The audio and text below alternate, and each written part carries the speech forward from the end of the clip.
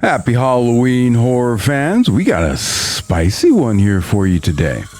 Now, this is coming from the awesome book, Taking Shape, Developing Halloween from Script to Scream. This is written by Dustin McNeil and Travis Mullins, and I love it.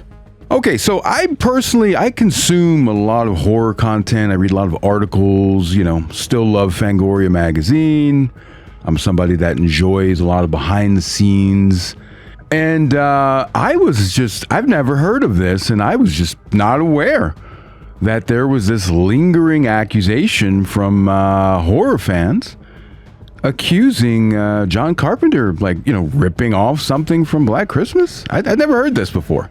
And personally, I find it quite ignorant and ridiculous. But we all know how people are. There's always people out here running their mouth about things that they don't understand. So according to the book, Bob Clark, the director of our beloved Black Christmas, almost directed a movie written by John Carpenter, and it would have been called Prey. Now, this was supposed to happen immediately after Black Christmas wrapped. And I guess it would have been kind of a precursor to The Hills Have Eyes. So during the interaction between John Carpenter and Bob Clark, John Carpenter inquired about how Bob Clark would approach making a sequel to Black Christmas. Just kind of like, what would that look like?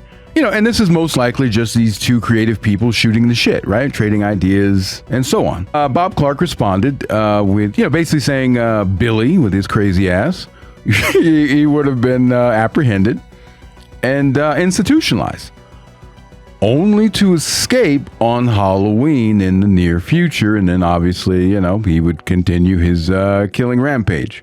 And so Bob Clark said, he probably would have titled the movie Halloween. And that sounds fantastic to me. I would totally watch that. They could still make that movie, right? They could still make it.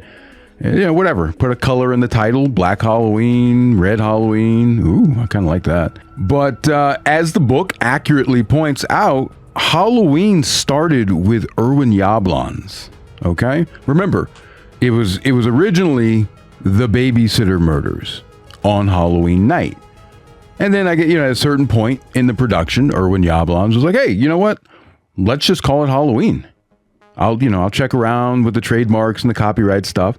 And nobody had it. Nobody had used the title.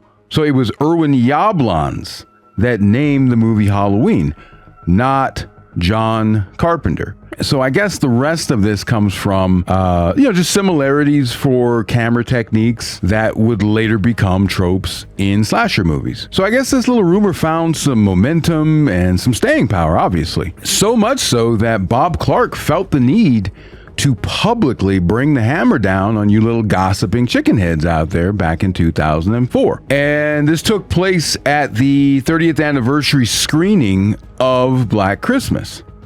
And let me just quote Bob Clark from the book. He did not copy my movie. Halloween is entirely John Carpenter's, and it's one of the greats of its kind.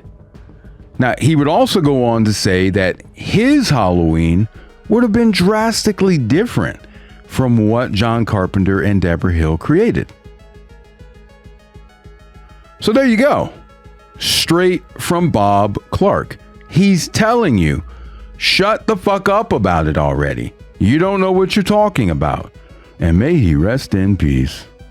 Furthermore, there is another slasher that was filmed in 1970. 1970. That's before Black Christmas. That's before Halloween. I have covered this movie extensively on this channel. Silent Night, Bloody Night. Released in 1972. This movie is in the public domain. You can watch it on YouTube and various other sites for free.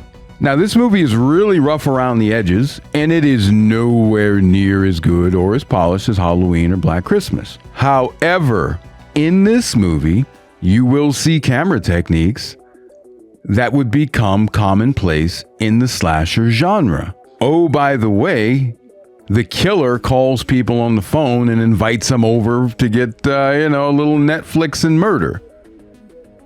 And you know what else? The slasher escaped from an insane asylum, and it's Christmas time. The truth is that oftentimes artists or just, highly creative people have similar ideas and inspirations, especially when operating, around the same time period. Because you got to remember, this is all way back in the 70s. So I hope you guys enjoyed that little piece of information. Happy Halloween. Be safe out there. These are crazy times. And let's watch some horror movies, shall we? Let's eat a little adult candy, huh? Thank you for checking out my little video. This is Frank Midnight, signing off.